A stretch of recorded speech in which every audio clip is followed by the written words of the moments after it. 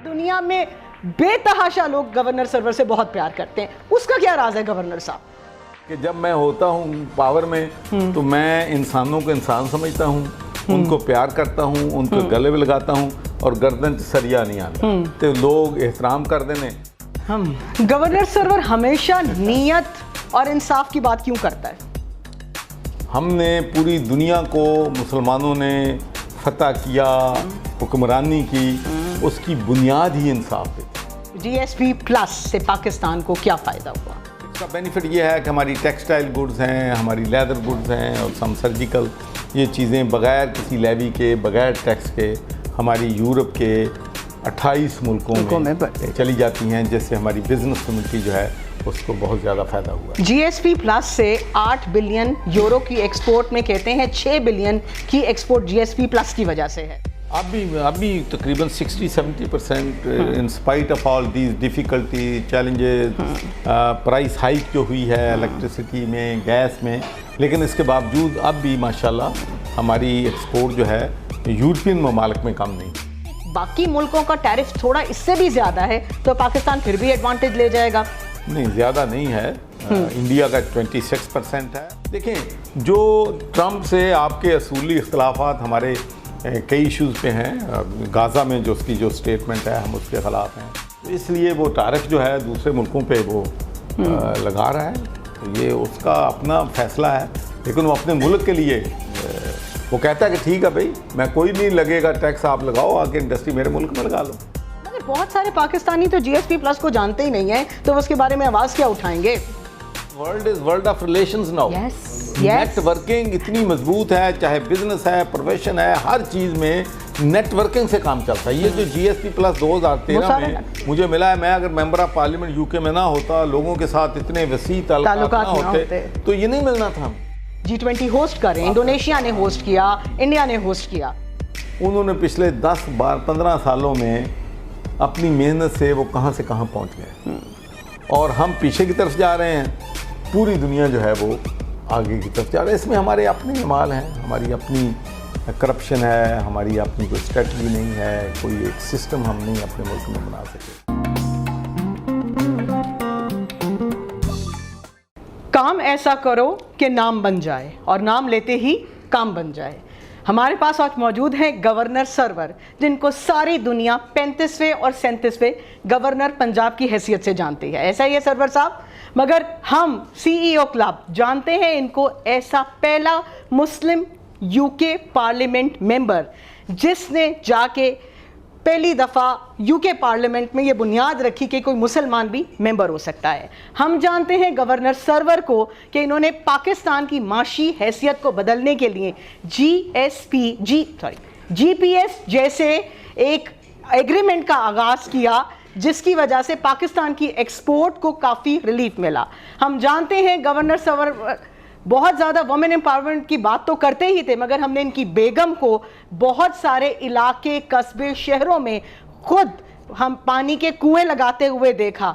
और हम जानते हैं कि गवर्नर सरवर के दिल से सेहत और तालीम कितनी करीब है। कुछ ऐसा ही है गवर्नर साहब? जी, थैंक यू जी। इसके अलावा एक और तारुफ जो इनका बनता है वो है कि सिर्फ पाकिस्तान ही में नहीं, इंडिया, बरतानिया और दुनिया में बेतहाशा लोग गवर्नर सरवर से बहुत प्यार करते हैं। उसका क्या राज है गवर्नर साहब? देखें जी, मैं तो एक ही बात लोगों से बताता हूँ कि मुझे अक्सर लोग ये कहते हैं कि जब आप इक़्तिदार में होते हैं तो लोग आपके पीछे होते हैं, आपकी डेरे जो हैं वो भर जाते हैं, और जब आप इक़्तिदार से बाहर होते हैं तो आपके डेरे सुनसान हो जाते हैं, आपको मिलने वाला नहीं को मिलता। लेकिन मेरा तजर्बा अपोजिट है। मैं जब 2010 में मेंबर ऑफ पार्लियामेंट से रिटायर हुआ तो मेरी एंगेजमेंट बढ़ गई। किसी जगह से गेस्ट स्पीकर, किसी जगह से बिजनेस वाले बुला रहे हैं, कोई बुला रहा है, तो आई बिकेम मोर बिजी। तो अब भी मेरे जितने भी क्लोज दोस्त हैं उनको एक ही गिला है कि आप तक एक्सेस जो थी जब आप गवर्नर थे इजी थी, अब मुश्किल हो गई।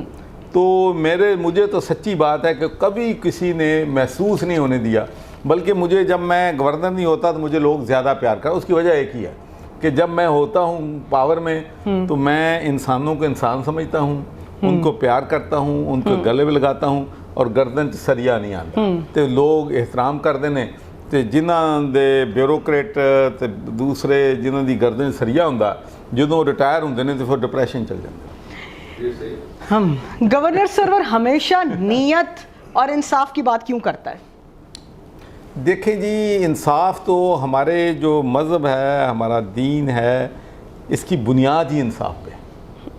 हमने पूरी दुनिया को मुसलमानों ने फतह किया, हुक्मरानी की, उसकी बुनियाद ही इंसाफ पे थी। तो अगर इंसाफ नहीं है तो फिर मैं समझता हूँ कि ये ओहदे, ये ताकत, ये पावर का क्या फ़ायदा कि जो आदमी गरीब को इंसाफ ना दे सके और गरीब आदमी के लिए, ह्यूमैनिटी के लिए, इंसानियत की खिदमत ना कर सके। GSP प्लस से पाकिस्तान को क्या फ़ायदा हुआ? देखें, 2014 जनवरी में GSP प्लस स्टेटस हमें मिला था, तो उसके बाद हमारी जो एक्सपोर्ट है यूरोपियन कंट्रीज़ को, तकरीबन 75% हमारी एक्सपोर्ट जो है वो बढ़ी है। और उसका बेनिफिट ये है कि हमारी टेक्सटाइल गुड्स हैं, हमारी लेदर गुड्स हैं और सम सर्जिकल, ये चीज़ें बग़ैर किसी लेवी के, बग़ैर टैक्स के हमारी यूरोप के 28 मुल्कों में चली जाती हैं, जिससे हमारी बिज़नेस कम्युनिटी जो है उसको बहुत ज़्यादा फ़ायदा हुआ है। GSP प्लस से 8 बिलियन यूरो की एक्सपोर्ट में कहते हैं 6 बिलियन की एक्सपोर्ट GSP प्लस की वजह से है। नहीं, 8 से 14 हुई है, 6 2023 के फिगर्स थे ये, अब के क्या फिगर्स हैं? अभी तकरीबन 60-70% in spite of all these difficulty challenges, price hike जो हुई है इलेक्ट्रिसिटी में, गैस में, लेकिन इसके बावजूद अब भी माशाल्लाह हमारी एक्सपोर्ट जो है यूरोपियन ममालिक में कम नहीं हुई। डोनाल्ड ट्रंप ने जो स्टेटमेंट दी है टैरिफ इंक्रीज़ की, मगर कहते हैं इतना टैरिफ इंक्रीज़ होने के बावजूद, क्योंकि बाकी मुल्कों का टैरिफ थोड़ा इससे भी ज़्यादा है, तो पाकिस्तान फिर भी एडवांटेज ले जाएगा। नहीं, ज़्यादा नहीं है।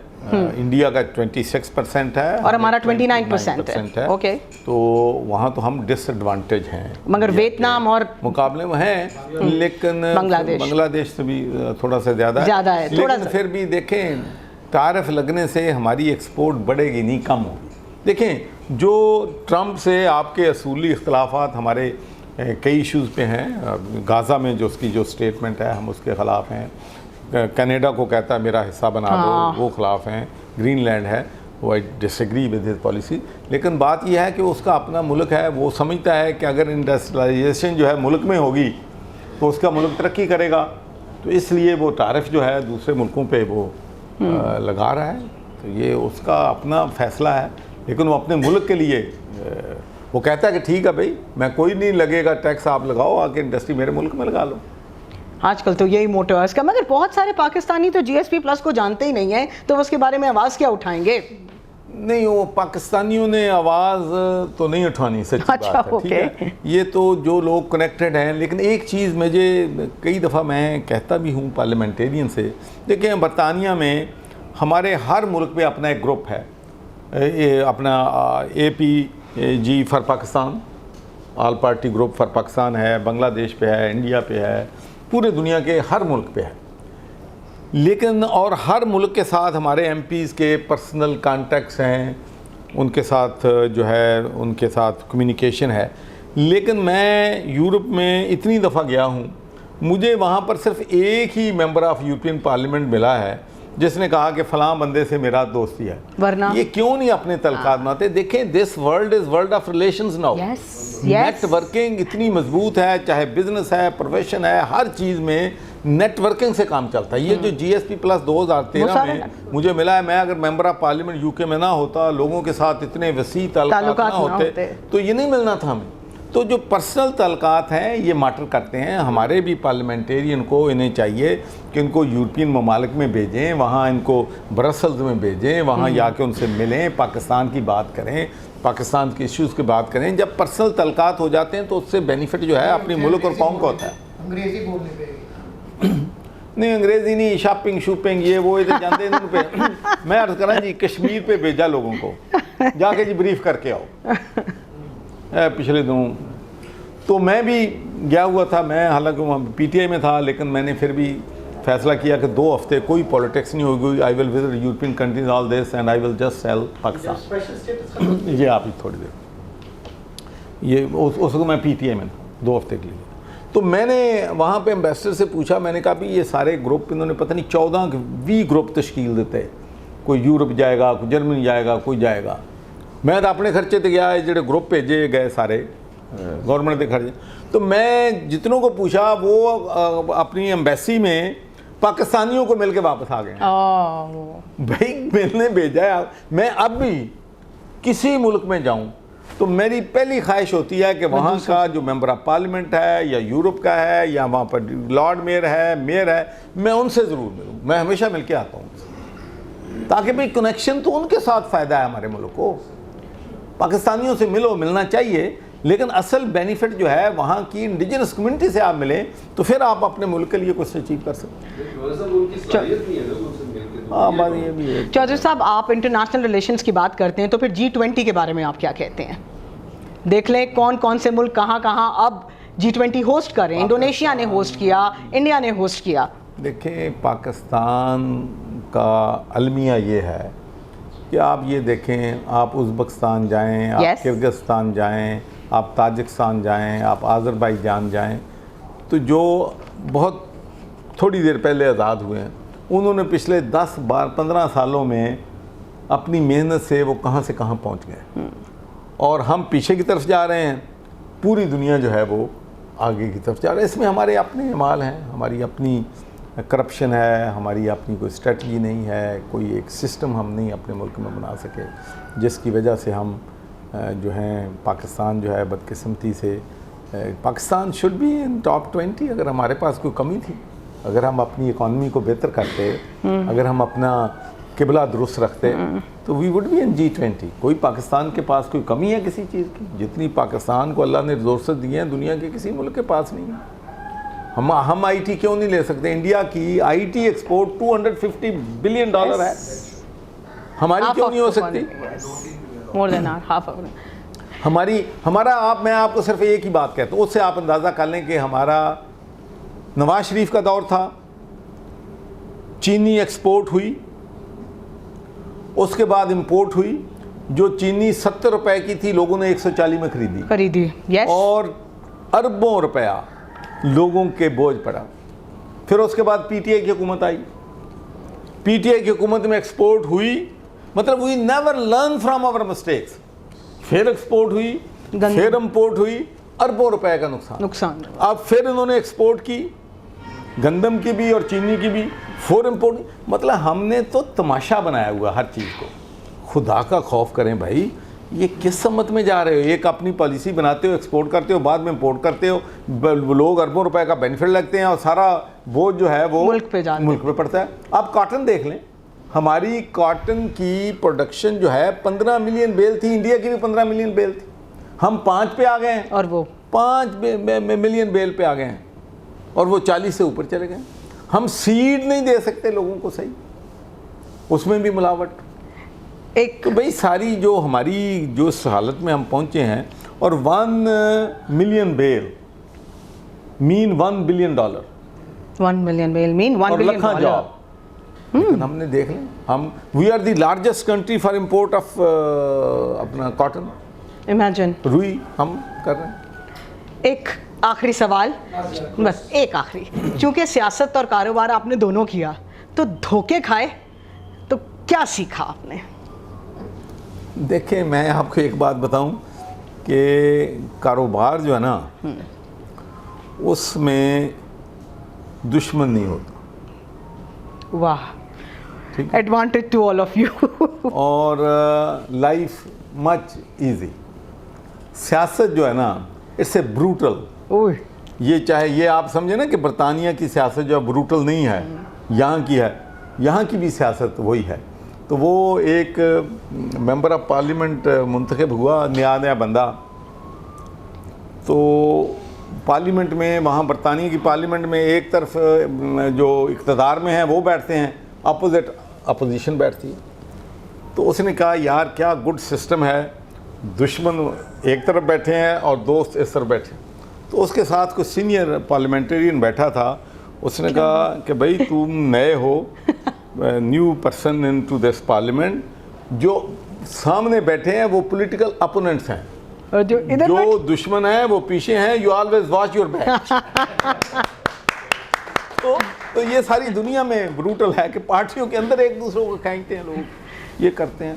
तो सियासत, गवर्नर साहब आप और क्या पाकिस्तान में सियासत तो बहुत ही मुश्किल। कोई गाने शाने सुनते हैं, कोई किताबें शिताबें, कोई फिल्में, कोई ड्रामे, कोई ये वाली साइड है आपके सच्ची अंदर? बात ये है कि ड्रामे देखने का तो कभी वक्त ही नहीं मिला लाइफ में, बस कभी भी मीटिंग बहुत कभी होया, वाइफ मेरी देख दी ਉਹਦੇ ਨਾਲ बैठ के किस दिन ਦਾ ਘੰਟਾ ਦੇਖ ਲਈ, ਕਿਉਂਕਿ ਉਹਨਾਂ ਦੀ ਵੀ ਤੇ ਹੁਣ ਭਾਈਜਾਨ ਤਾਬੇਦਾਰੀ ਕਰਨੀ ਪੈਂਦੀ ਹੈ। ਯਕੀਨਨ ਇੱਕ ਚੀਜ਼ ਮੈਂ ਹਮੇਸ਼ਾ ਦੋਸਤਾਂ ਨੂੰ ਕਹਿੰਦਾ ਕਿ ਅਗਰ ਤੁਸੀਂ ਆਪਣੀ ਜ਼ਿੰਦਗੀ 'ਚ ਸਕੂਨ ਚਾਹੁੰਦੇ ਹੋ ਤੇ ਬੇਗਮ ਸਾਹਿਬਾਂ ਨਾਲ ਆਪਣੇ ਤਲਕਾਟ ਠੀਕ ਰੱਖੋ। ਇੱਕ ਦਿਨ ਮੈਂ ਘਰ 'ਚ, ਤੁਹਾਨੂੰ ਪਤਾ ਗਰਮੀ ਸਰਦੀ ਤਾਂ ਹੋ ਹੀ ਜਾਂਦੀ ਹੈ ਨਾ ਜੀ, ਨਾਰਮਲ ਮਤਲਬ ਗੱਲ ਹੈ, ਉਹ ਤਾਂ ਸਾਡੇ ਪੂਰੀ ਦੁਨੀਆ 'ਚ ਹੀ ਹੈ। ਤੇ ਇੱਕ ਦਿਨ ਬੇਗਮ ਸਾਹਿਬਾ ਬੜੇ ਗੁੱਸੇ ਸਨ।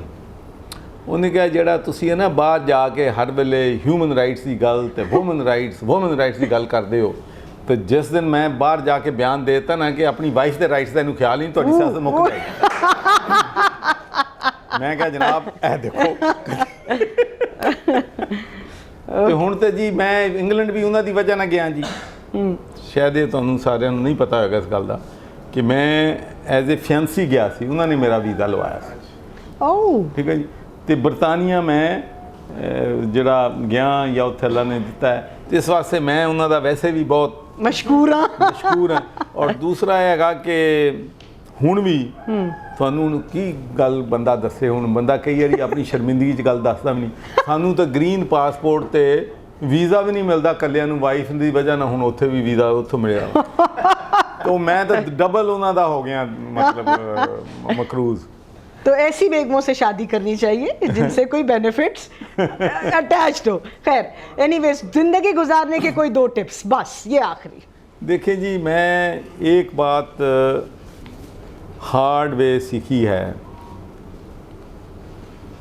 कि लाइफ में अगर अल्लाह ने आपको दौलत दी है, पैसा दिया है, इज़्ज़त दी है, तो अगर आप उसको गरीबों के लिए, यतीमों के लिए, ह्यूमैनिटी के लिए सर्विस नहीं देते तो उसका कोई फ़ायदा नहीं। और मैं आप भाइयों को अपने तजर्बे की बुनियाद पे ये बता रहा हूँ कि मैं, चूँकि मैं एक सियासतदान हूँ जिसका पूरेस्ट ऑफ द पूर से भी रब्ता है और रिचेस्ट से भी रब्ता है।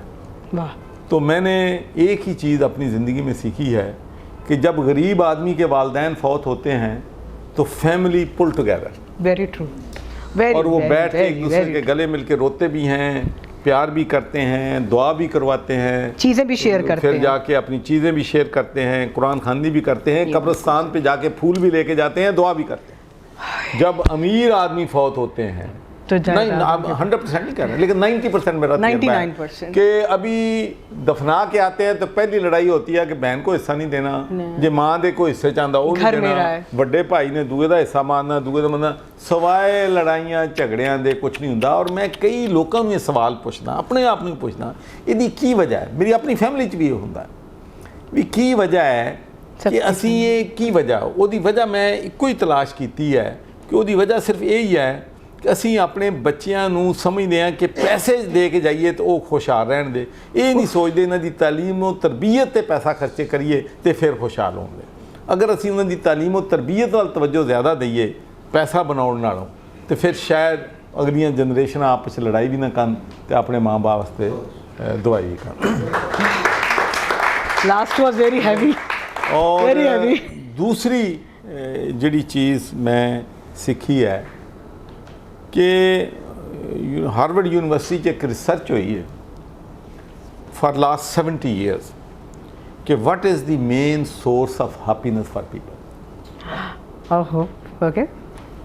तो कोई लोगों का ख्याल सी, कोई कहते मेरे को वड्डी कार होवे, किसी का ख्याल सी मेरे को बंगला होवे, किसी का ख्याल सी कोठियां होन, पैसा होवे, डिग्री हो। यू भी सरप्राइज। और उतों अमेरिका के प्रेजिडेंट भी बने ने, होर भी दुनिया के बड़ी मतलब ओवरवेलमिंग मेजॉरिटी ने क्या कि रिलेशनशिप्स, प्यार, चाहे वो बीवी ना है, चाहे वो मां ना है, चाहे वो भाई ना है, चाहे किसी दोस्त ना, सब तो ज़्यादा हैप्पीनेस का सोर्स जोड़ा है ह्यूमन रिलेशनशिप है। ਇਸ ਵਾਸਤੇ ਲੋਕਾਂ ਨਾਲ ਪਿਆਰ ਕਰੋ, ਮੁਹੱਬਤ ਕਰੋ, ਭਾਈ ਹੈ, ਭੈਣ ਹੈ, ਦੋਸਤ ਹੈ। ਔਰ ਇੱਕ ਦੋਸਤ ਮੇਰਾ ਦੱਸ ਰਿਹਾ ਸੀ ਅੰਗਰੇਜ਼, ਮੈਨੂੰ ਹੀ ਇਜ਼ ਵੈਰੀ ਰਿਚ ਮੈਨ, ਉਹ ਕਹਿੰਦਾ ਮੈਂ ਗਿਆ, ਮੈਨੂੰ ਠੀਕ ਨਹੀਂ ਸੀ ਤੇ ਮੈਨੂੰ ਓਲਡ ਹੋਮ ਲੈ ਗਏ, ਤੇ ਉੱਥੇ ਜਾ ਕੇ ਮੈਂ ਲੋਕਾਂ ਨੂੰ ਮਿਲਿਆ ਤੇ ਉਹਨਾਂ ਨੂੰ ਇੱਕੋ ਹੀ ਪਛਤਾਵਾ ਸੀ।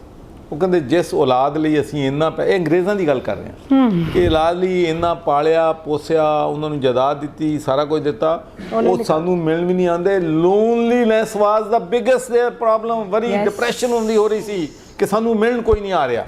ਤੇ ਜੇ ਤੁਸੀਂ ਕਿਸੇ ਨੂੰ ਪਿਆਰ ਕੀਤਾ ਹੋਵੇ, ਕਿਸੇ ਨੂੰ ਦੋਸਤ ਬਣਾਇਆ ਤਾਂ ਉਹ ਹੀ ਮਿਲਣਾ। ਤੇ ਇਸ ਵਾਸਤੇ ਦੋਸਤ ਵੀ ਬਣਾਓ, ਆਪਣੇ ਬੱਚਿਆਂ ਨੂੰ ਵੀ ਪਿਆਰ ਕਰੋ, ਆਪਣੇ ਪੋਤੇ ਪੋਤੀਆਂ ਨੂੰ ਪਿਆਰ ਕਰੋ, ਤਾਂ ਕਿ ਜਦੋਂ ਤੁਸੀਂ ਬਿਸਤਰ 'ਤੇ ਬਹਿ ਜਾਓਗੇ ਤਾਂ ਲੋਨਲੀਨੈਸ ਨਾ ਹੋਵੇ ਤੁਹਾਨੂੰ। ਜਾਂ ਕੋਈ ਦੋਸਤ ਹੋਣ ਤੁਹਾਡੀ ਖਬਰ ਲੈਣ ਆ ਜਾਣ, ਜੇ ਤੁਸੀਂ ਮੰਜੇ ਤੇ ਪਏ ਹੋਏ ਤਾਂ ਕੋਈ ਖਬਰ ਨਾ ਲੈਣ ਲਾਵੇ ਤਾਂ ਅੱਧੇ ਤੁਸੀਂ ਉਦੋਂ ਹੀ ਮਰ ਜਾਂਦੇ।